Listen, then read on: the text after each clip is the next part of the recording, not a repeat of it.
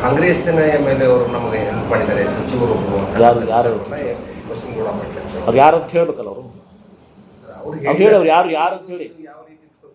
ನಾವು ಇಬ್ಬರು ಸಚಿವರು ಇದ್ದೀವಿ, ಯಾರು ಸಚಿವರು ಅಂತ ಹೇಳಿ ಅವರು. ನನಗನ್ಸೋ ಮಟ್ಟಿಗೆ ಇವರು ನಾಟಕ ಮಾಡ್ತಾ ಇದ್ದಾರೆ. ಈಗ ಇದನ್ನು ಕೂಡ ಒಂದು ಗೇಮ್, ಇದು ಇಬ್ಬರು ಸಚಿವರು ಇದೀವಲ್ಲ, ಗೊಂದಲ ಸೃಷ್ಟಿ ಮಾಡೋಕ್ಕೆ ಅದನ್ನು ಗೇಮ್.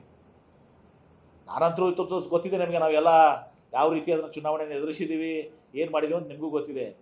ಇದರರ್ಥ ಇನ್ನೊಬ್ಬರು ಸಚಿವರ ಮೇಲೆ 10,000 ಕೊಡ್ತಿದ್ರೆ ಅವರು ಕೂಡ ಪಾಪ ಇದನ್ನ ಇದು ಮಾಡಿಲ್ಲ. ಇದನ್ನ ಸುಮ್ಮನೆ this is a political game ಹೇಳಿ ಅವರು.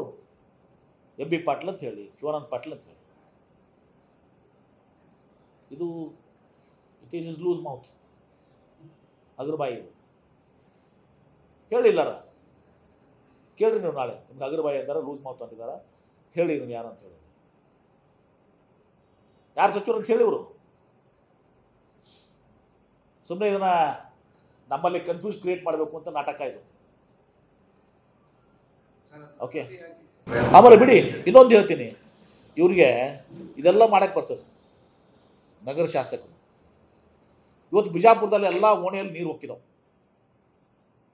ಸುಂದರ ಬಿಜಾಪುರ, ಸ್ವಚ್ಛ ಬಿಜಾಪುರದ ಭಾಷಣ ಮಾಡ್ತಾರೆ. ಅದಕ್ಕೆ ಕಾರಣಕರ್ತರು ನಾವು ಅದೀವಿ, ಆ ಮಾತು ಬೇರೆ.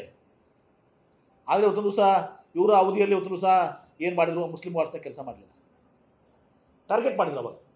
ಈಗ ನಾನು ಬಂದು 16 ಸೆಕ್ಷನ್ ಕೊಟ್ಟಿದ್ದೀನಿ ಎಲ್ಲ ವಾರ್ಡ್ಸ್ನಲ್ಲಿ ಕೂಡ, ಎಲ್ಲೆಲ್ಲಿ ಆಗಿಲ್ಲ ಅದ್ರ ಮೇಲೆ ಮಾಡಿ ಟಾರ್ಗೆಟ್ ಮಾಡಿ, ಅವ್ರು ಇಂಥವ್ರು ವಾರ್ಡು, ಮುಸ್ಲಿಮಾನ್ ವಾರ್ಡು, ಹಿಂದೂ ವಾರ್ಡು ಅಂತ ಎಲ್ಲೆಲ್ಲ ಅವಶ್ಯಕತೆ ಇದೆ ಅಲ್ಲಿ ಮಾಡಿ. ಹಿಂದೂ ಆರ್ ಮುಸ್ಲಿಂ ನಾನು ಇನ್ಸ್ಟ್ರಕ್ಷನ್ ಕೊಟ್ಟಿದ್ದೀನಿ, ಆ ಪ್ರಕಾರ ಕೆಲಸ ನಡೀತಾ ಇದೆ. ಇವತ್ತು ಈ ಎಲ್ಲ ನೀರುಗಳು ಬಂದಾಗ ಎಲ್ಲ ಹೋಗಿದ್ರು,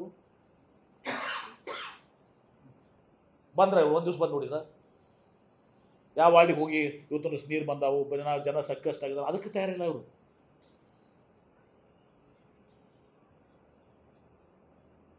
ಇಲ್ಲಿ ಚುನಾವಣೆ ಬಂದೆ ವಿಜಯೋತ್ಸವ ಮಾಡಕ್ಕೆ ಬರ್ತದೆ, ಅಲ್ಲಿ ಸೆಷನ್ ಬಿಟ್ಟು ಇಲ್ಲಿ ಅದು ಯಾವ ವಾರ್ಡಿಗೆ ಹೋದ್ರಿ ನೀವು? ಒಂದು ವಾರ್ಡಿಗೆ ಹೋದ್ರಿ ನೋಡಿಲ್ಲಲ್ಲ. ಈಗ ಮತ್ತೆ ಹೋಗ್ತಾ ಇದ್ದೀನಿ ನನಗೆಲ್ಲ 4 ಕಡೆ ನಾನು ಹೋಗ್ತಾ ಇದ್ದೀನಿ. ಮುಗಿದ್ಮೇಲೆ ಇವತ್ತು ದಿವಸ ನಾನು ಇನ್ನೊಂದು ಕಾರ್ಯಕ್ರಮ ಇದೆ, ಮುಗಿಸಿ ನಾನು ಹೋಗ್ತಾ ಇದ್ದೀನಿ.